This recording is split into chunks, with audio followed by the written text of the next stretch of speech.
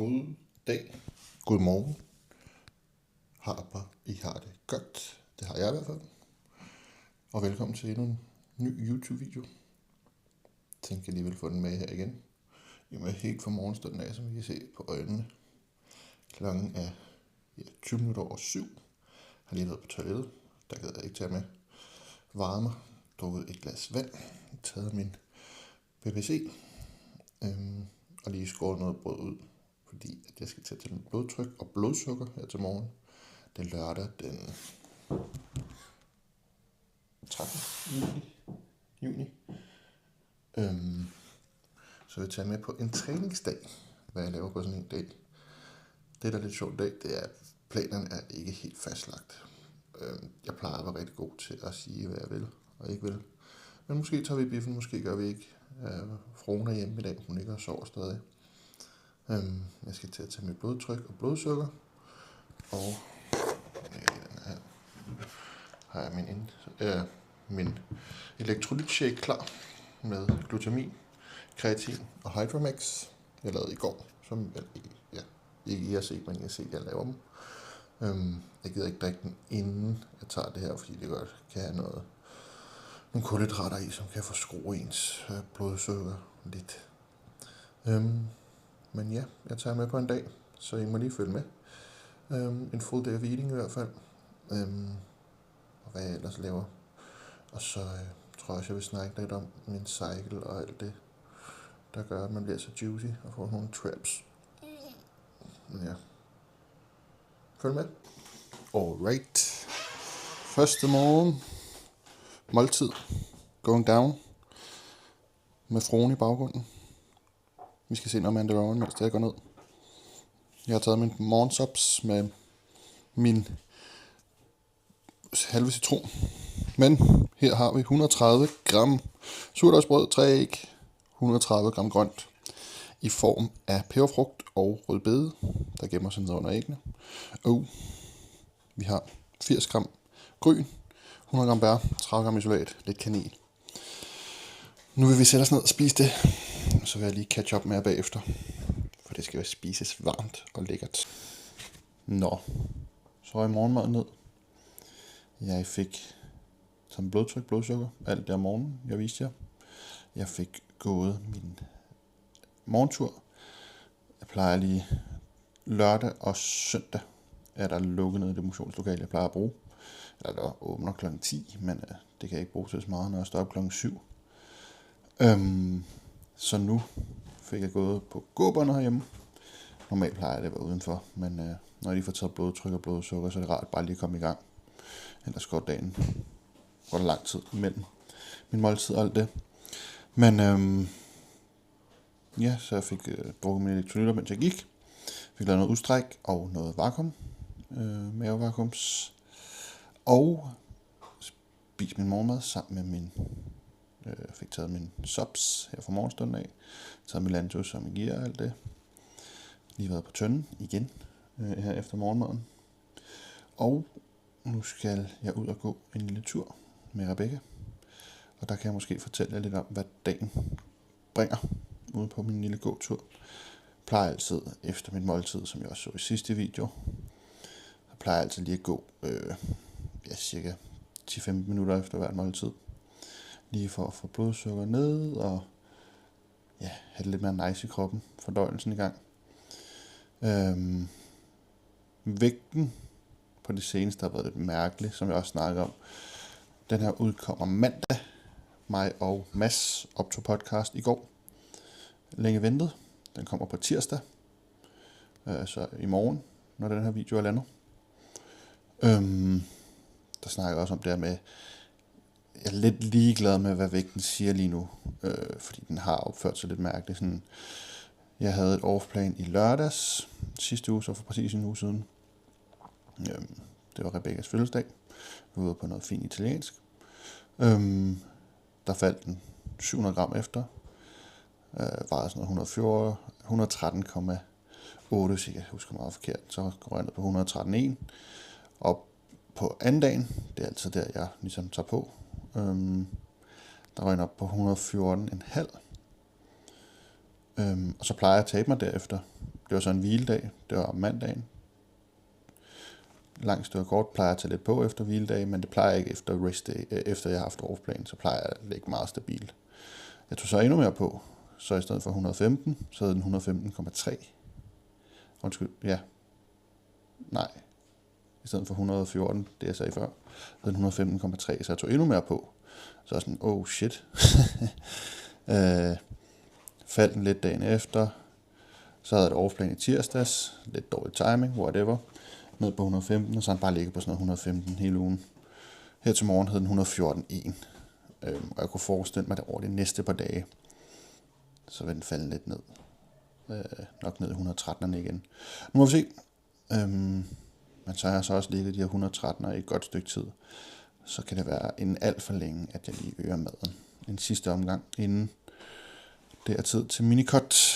Men ja, nu er jeg ude og gå en lille tur. Og nyde det halve gode vejr. Det er ikke super godt vejr, men det er stadig lunt. Det her vejr i Danmark er meget skiftende, må man sige. Det er man kan ikke regne med det, hvis I forstår sådan en. Men yes, jeg går en tur. Så I kan catch med op der. Ude på gåturen. Det er et sædvanligt sted, hvis I ser nogle af mine morgenvideoer fra Instagram. Jeg har fruen med på siden. Til dem, der ikke troede på, at jeg havde en kæreste forlovet i sidste video, når jeg blev ved med at snakke om, at hun måske kom hjem. Men hun har aldrig gjort det. Nu er hun hjemme. Men gåtur lige ved Jesuskirken, som jeg altid går. Lidt en bumpy ride. Der er lidt ting i vejen hele tiden, men sådan er det. Vejret er nogenlunde. Det er lige regnet. Nu regner det ikke. Det skifter hele tiden.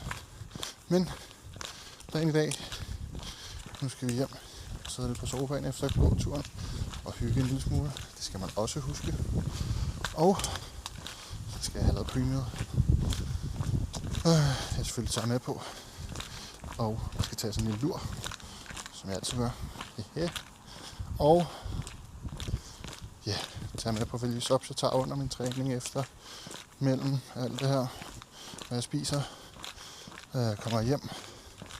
Spiser min post. Får jeg selvfølgelig også lov til at se. Jeg får lov til at se det hele dag. Og ja, biffen bliver ikke i dag, tror jeg. Den går på nogle lidt skæve tidspunkter, som jeg ikke kan få til at passe ind med måltider og alt sådan noget. Så det bliver en anden dag. Så egentlig bare træning, arbejde, afslapning. Dejligt på en lørdag. Så ja, vi fanger mig til mit pre-meal. Boom, he's back. Der er lige gået en time. Halvanden siden sidste sommer. Men det ved jeg selvfølgelig ikke. Men jeg tænkte, jeg alligevel tage igennem mine subs, og det laver jeg typisk med en pre-meal. Så nu får jeg lige lov til at se lidt. Så har en flaske med en slagt i her. Det i kommer jeg 5 gram glutamin. Det her det er min pre-workout. Så 5 gram glutamin. 7 gram kreatin. Så lige at få skudt mig op af de her.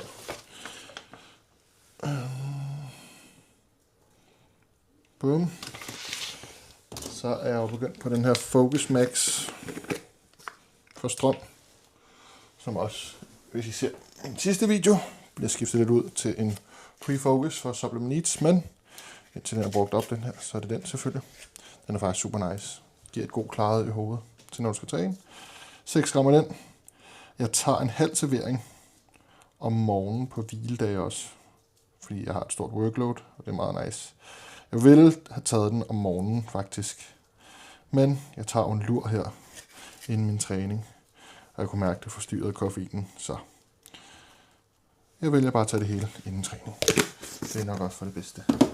Og Mega Pump til.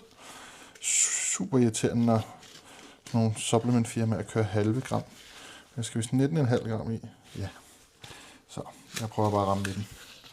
Men igen, den bliver også byttet ud senere hen til Pre-Pump for Supplement Needs. Fordi den her er lidt for dyr, synes jeg. så smager den ikke særlig godt.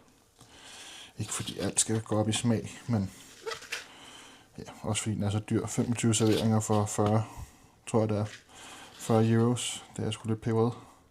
Hvor den anden koster for 30 serveringer. Koster den 45. Så det er en del billigere. Bum. Det var pre. Så skal der bare lidt vand i bagefter. Så har vi min intra. Jeg drikker cirka en halv time inde i min træning. Det svarer til 2 timer før. 2 timer før mit post, og 2 timer efter min pre-meal. Igen, 7 gram kreatin. Jeg kalder mig irriterende for, at jeg deler dem så meget op, men det er bare bedst for maven. 7 gram kreatin. 5 gram glutamin. Igen, mavens skyld. Og deler det så meget op. Lidt irriterende, men jeg er en nørd. Jeg kan godt lide at gå op i det. Bum. Så har jeg Intracaps 50 gram Highly Brainsic Dextrin. Der kan du også bruge maltodextrin, druesukker, whatever din mave lige har lyst til. Men hvis man skal være helt ærlig, så er Highly Brainsic Dextrin altså bare lige sin liga for sig selv. Sådan, man kan sige, druesukker den værste, så er det maltodextrin, Vitago Pro. Jeg vil nok aldrig selv bruge Vitago, men Vitago Pro skulle vist være okay. Og så Highly Brainsic Dextrin som nummer 1. Og den er bare top tier, fordi den ligesom bliver optaget i munden og ikke engang når ned i fordøjelsen. Bum, så har vi 18 gram Hydro EAAs fra Agile Labs. Jeg har brugt Supplement Needs EA'en rigtig meget. Men hvor meget har du egentlig brug for en EA? Og hvor mange penge gider du egentlig bruge på det? Så den her har tæt på det samme panel. Ikke helt lige så godt, men rimelig tæt på. Og koster 15 euros mindre at spare en 100 mand om måneden. Det tager jeg gerne med. Så den der, det var min intra. Jeg har selvfølgelig glemt at sætte vand over at koge. Men det skal jo også over at koge, fordi mit pre-meal er cream of rice. Nu kan jeg bare lige hurtigt vise jer, hvordan man laver en cream of rice. Pissehammerende let. Ikke noget med mikrobølgeovn, ikke noget med alt muligt pis. Kogende vand. Cream of rice, that's it. Jeg har ikke brug for mere. Jeg skal ikke komplicere det. Nå. Jeg kan mærke supply er low her. Nu må vi se, om der er 120 gram. Jeg skal have 120 gram cream of rice. Men jeg ikke lige kan fikse det op. Jeg kan godt lide complete strength. For det første billigt. Og så er konsistensen super nice. Jeg går ikke så meget op i smag. Det her det er endda unflavored. Fordi det kan jeg godt lide. Jeg kan godt lide, at det ikke smager så meget af mine ting. Mest bare smager protein på det. Det er også derfor, jeg gerne vil prøve de her Hydro Rice fra Engineered. Hvis I hører mig snakke om det i podcasten. Men det er jo totalt unflavored. Det er det sødet. Så det er stadig sødt. Men ja. Så 120 gram cream of rice. Har jeg cirka 2 gram salt i.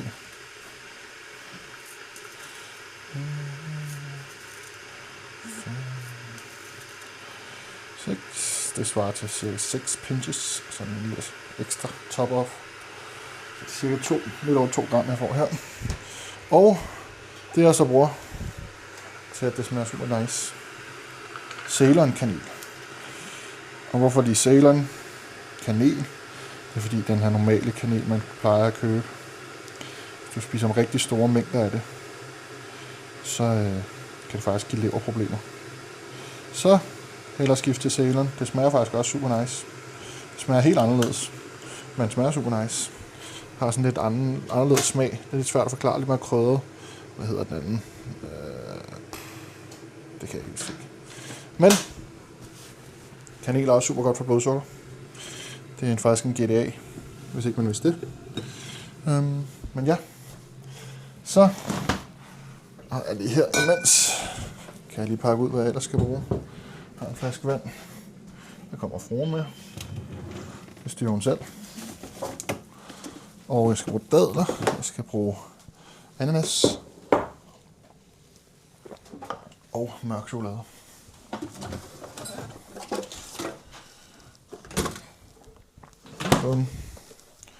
Og så er jeg simpelthen så autistisk, kan man sige, at jeg bare min vand af i min pre og min intra. Så der er 1 liter præcis. Så en halv liter i min pre, halv liter i min intra. Så er det 1 liter flaske, så den fylder jeg op og drikker bare rent vand under træning.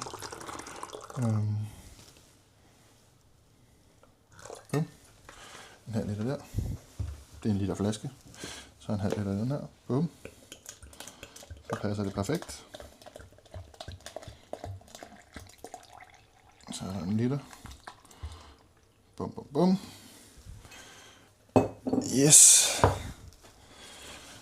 Og så alt det, jeg skal bruge, det er piskeris og en skål.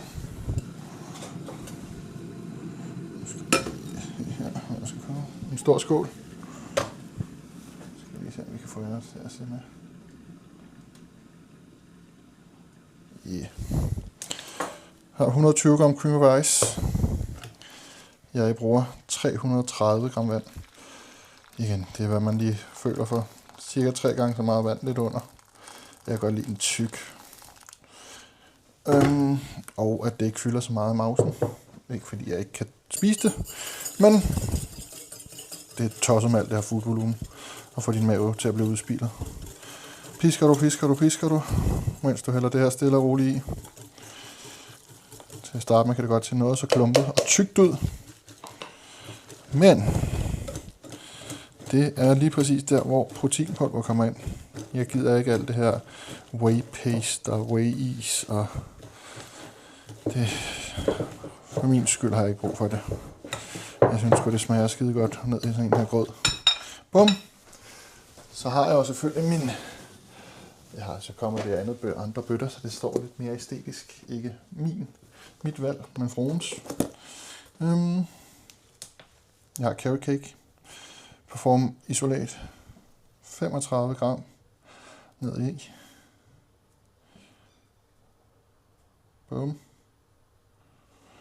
And that. Og så skal jeg se. Nu ser det så tykt herud. En rigtig god kage, hvad man skal kalde det. Så vent og se til proteinpulveren lige kommer ud. Så skal I nok se konsistensen skifte sig helt. Det er pisse smart. Og det kræver noget kræfter. Lidt. Hvad fanden er det hedder? Det kan jeg ikke huske. Det kommer lige om lidt. Men bum. Så er vi at være ude i knofedt. Det kræver lidt knofedt. Men så er den der. En god konsistens. Jeg skal selvfølgelig lige få det pæne ud, så I kan se det.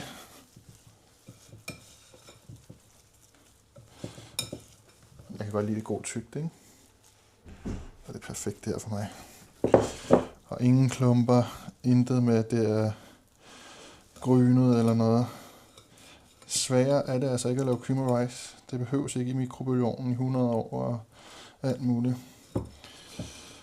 Og hvis du vil have den tyndere, så smider du bare mindre vand i. Nå. Det var det. Så kan jeg lige vise jer det færdige produkt. Jeg har lige min subs, jeg tager her. Cirka nu. 3 piller. Magnesium. Peperin. Og Turbo Digest. Going down om 2 minutter.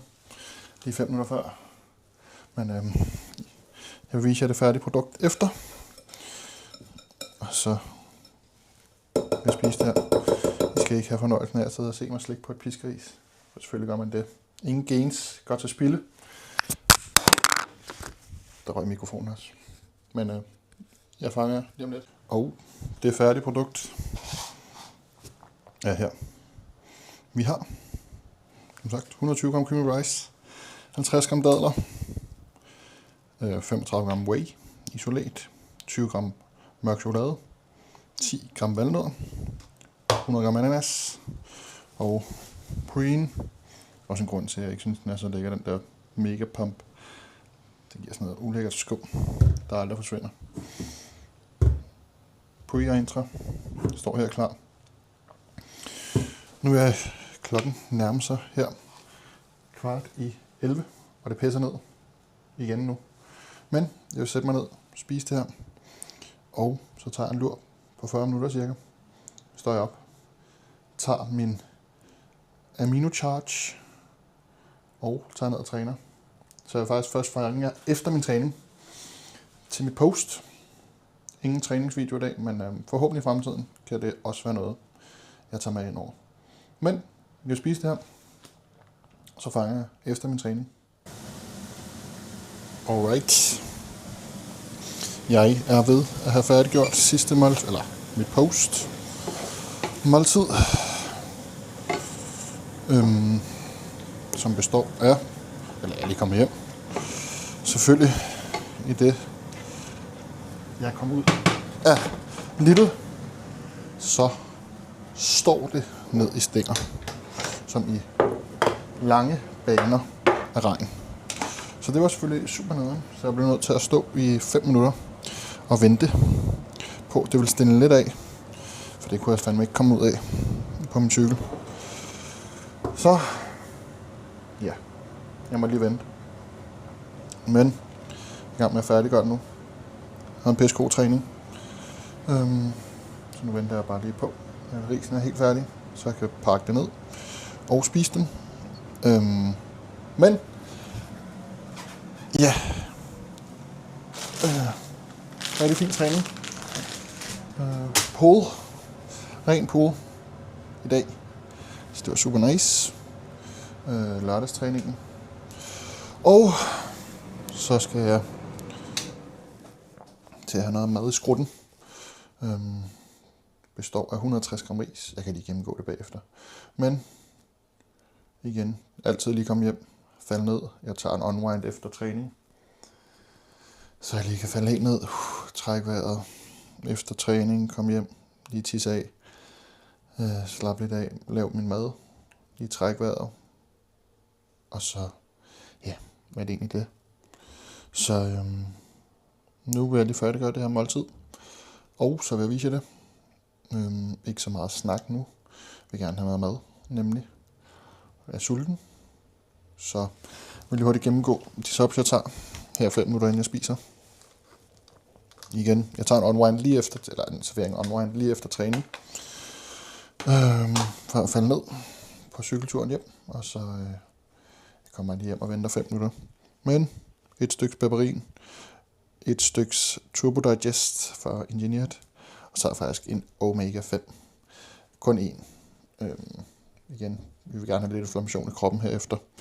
Har du brug for en peperin efter din træning? Teknisk set nej.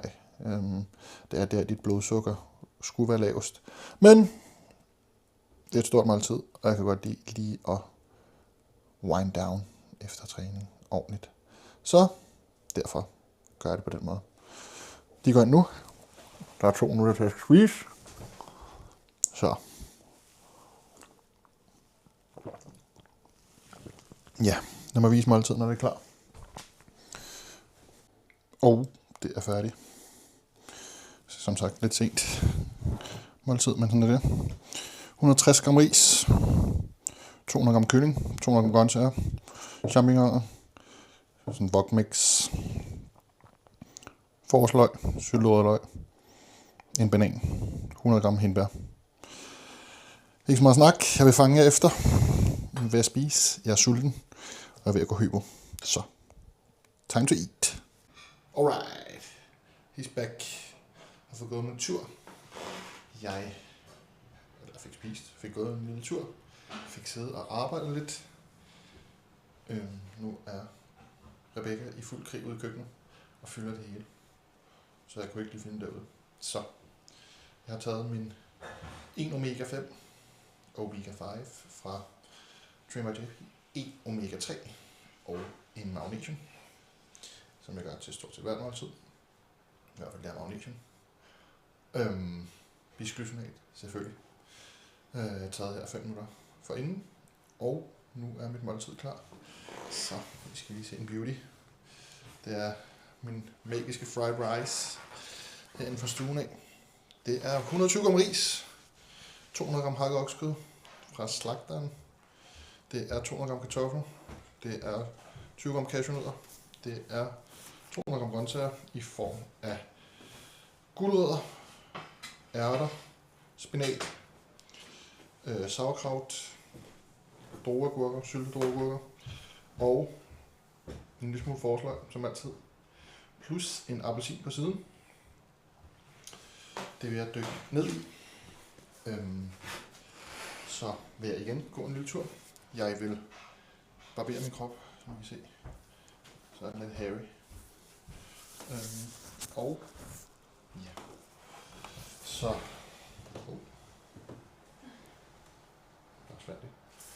og så vil jeg hygge lidt med Rebecca. Hun skal ned og træne her om lidt.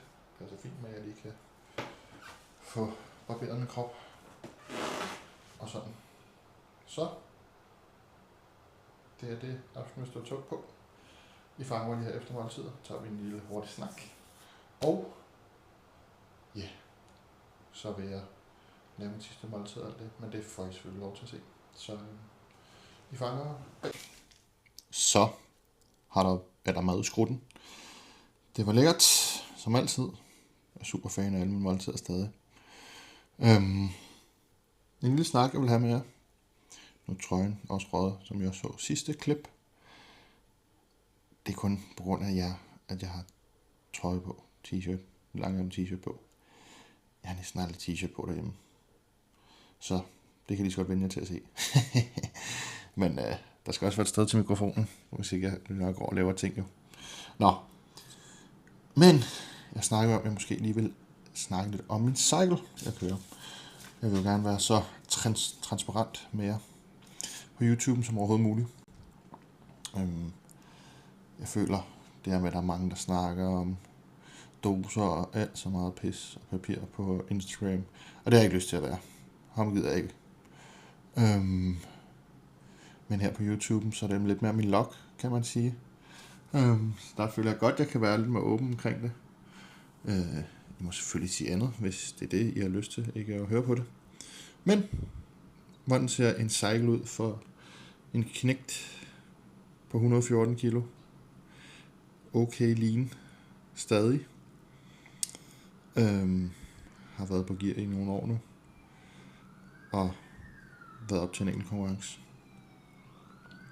Og jeg vil sige, jeg presser den også lidt. Jeg vil gerne være kompetitiv med classic gutter, og de er sat med skide store. Så derfor bliver man også nødt til at presse den lidt.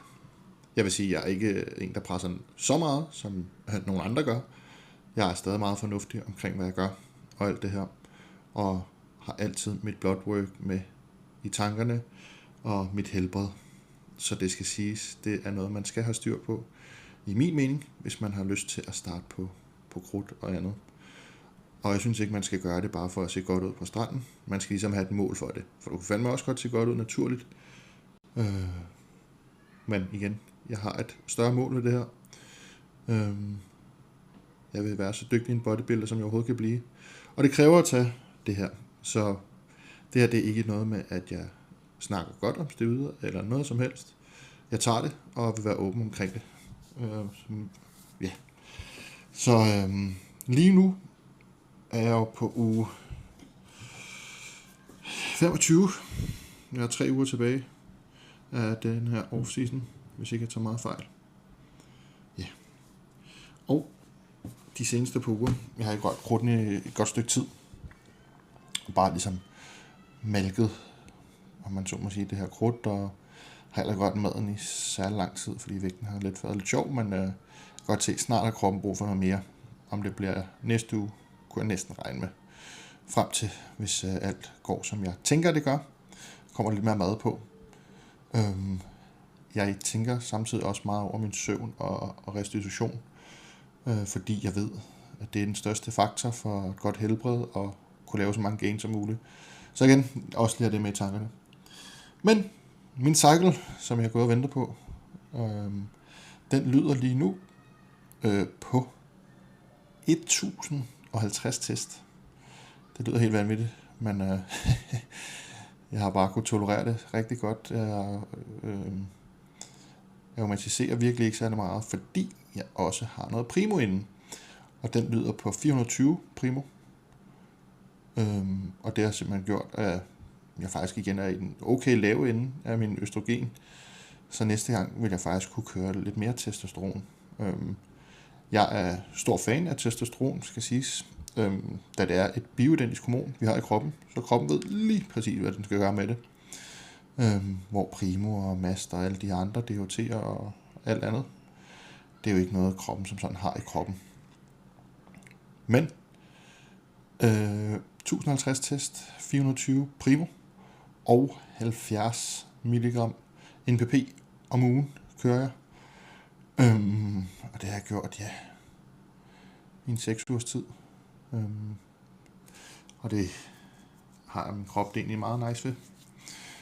Igen, jeg ligger i en ret lav ende af østrogen, så næste off-season kommer nok til at have endnu mere test. Også fordi jeg holder den som regel rimelig lean i min off-season. Og det gør jo så også, at man ikke konverterer så meget til østrogen. Udover det, så har jeg jo min orale BBC, jeg tager om morgenen. 500 mikrogram. Jeg tager, det er jo så 300 milligram L-carnitin i min turboswole inden træning. Og jeg tager 20 enheder Lantus, langvarig insulin, inden mit første måltid, for at holde blodsukker i skak. Og jeg tager 9 enheder vækst lige nu. Og det er igen også en høj ende. Og det er noget, jeg gerne vil lige prøve at eksperimentere lidt med, for at se, om det kan noget. Ikke fordi jeg har mærket den store forandring, men nu kører jeg det lige ud, og så ser jeg næste år, når den behøver at være så høj. Det er noget, der tager hårdt på budgettet. Men igen, det her det er alt, jeg brænder for, og jeg bruger sgu ikke penge på særlig meget andet. Så for min skyld, så er det det, jeg vil prioritere mine pengepunkt på. Og det er i gåseøjne sundere end anabolske steroider. Intet af det er sundt, skal siges, i høje doser. Men væksthormon er der lidt mere merit for ikke skulle skade så meget.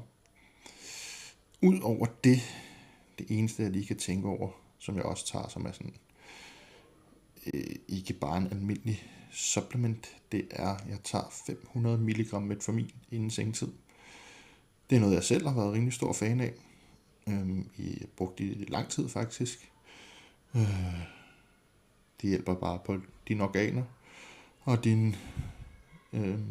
dit blodsukker, hjælper en bugspytkirtel, hjælper på mange forskellige fronter, som jeg synes jo er super nice at tænke over.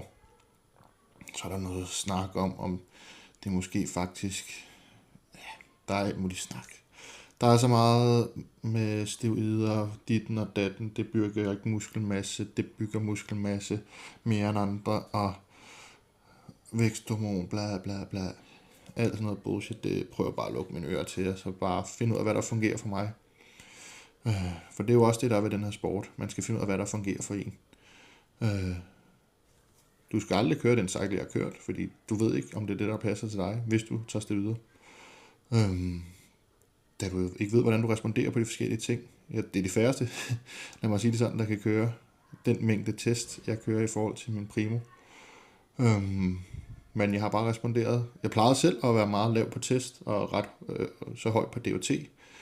Jeg plejede faktisk at køre 1-3 test, og nu kører jeg 1-3 test til DHT, og nu kører jeg simpelthen over dobbelt så meget test, som jeg kører til DHT. Så det er jo ret vildt. Og det er simpelthen bare, fordi jeg skiftede til primo kontra mast. Så igen, kører du det videre, eller noget, så er det jo en meget god idé at prøve de forskellige ting. Nu ved jeg, at der er problemer med shortage og bla bla bla, alt det her lort med Kina, så man må lidt køre, hvad man kan lige nu.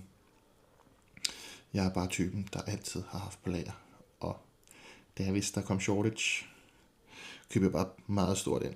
Så jeg har heldigvis et godt primolager. Og nej, jeg sælger det ikke. Det kan du glemme. Så, ja, det er det, jeg vil køre nu. Jeg kører nu, og ja, kører de næste 3 uger. Slut på det. Og så næste offseason, så hedder det sikkert noget helt andet. Nu har jeg en idé om, hvordan det kan ligge. Men ingen offseason er den samme. Så det er svært at sige, men nu har jeg en god idé om, hvad min ratio skal være. Og så få taget blood work efterhånden. Så mine hormoner kan have det så godt som overhovedet muligt. Men ja, det er simpelthen min cycle. Nu vil jeg gå en lille tur, mens Rebecca er nede og træne i vores lille motionslokale, vi har i gården. Så vi går en lille tur. Og jeg vil begynde at barbere min krop, og så kan hun lige komme og tage ryggen. Hehe. If you know, you know. The struggles af at være en mand på krudt. Så er der kraftet med hår over det hele, og ryggen skal tages en gang imellem. Så hun skal lige hjem og tage ryggen. Så sidder vi og drikker en kop te. Jeg har lavet det meste af mit arbejde, jeg skulle. Jeg har måske en lille smule, jeg godt kunne lave, men ja, nogle gange så er det okay lige at have en dag, hvor du ikke har så meget arbejde. Så må jeg bare tage det i morgen, fordi det skal laves. Men ja, igen, lyder noget af det, jeg siger fornuftigt til dig, er du også altid velkommen til at skrive. Jeg vil også gerne hjælpe folk med deres forskellige mål. Også hvis dine mål ikke er at stille op i bodybuilding eller tage gear eller noget. Jeg arbejder faktisk stort set kun med folk, der ikke tager gear lige nu. Så det er til alle, og hvor man kan optimere alt muligt.